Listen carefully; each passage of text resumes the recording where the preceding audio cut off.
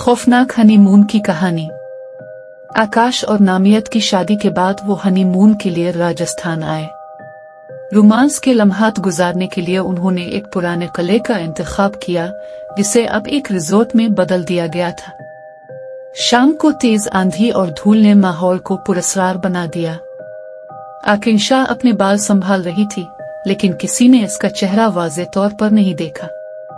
वो दोनों रिसेप्शन से चाबी लेकर कमरे में चले गए।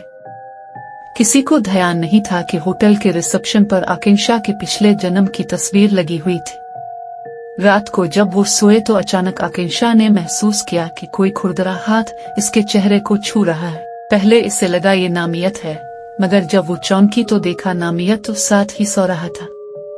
इसके चेहरे पर वाज़े नाखून के निशान थे। कमरे में बदबू फैल गई। नामियत ने इसे तसल्ली दी, मगर बालकोनी में उसे भी अजीब सा साया दिखाई दिया। दूसरी तरफ आकांक्षा नींद में बुड़बुड़ाने लगी। अचानक वो खड़ी हुई और उसकी आंखें सुर्ख हो गई। वो खुद को राजकुमारी पत्तरलेखा कह रही थी। नामियत घबरा गया, लेकिन आकांक्षा के वजूद में कोई और ताकत दाखिल हो चुकी थी।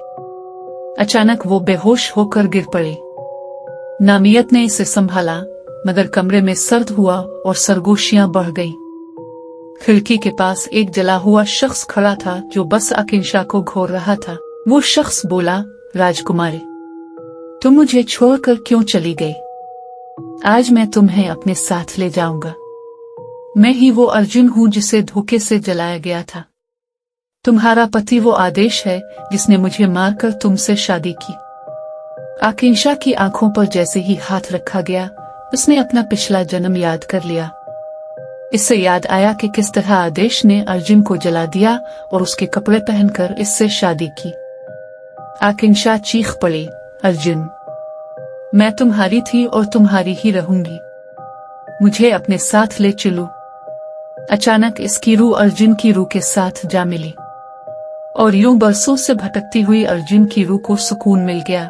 ये कहानी सुनकर अगर आपके रूह पे खड़े हो गए हैं तो अभी सब्सक्राइब करें।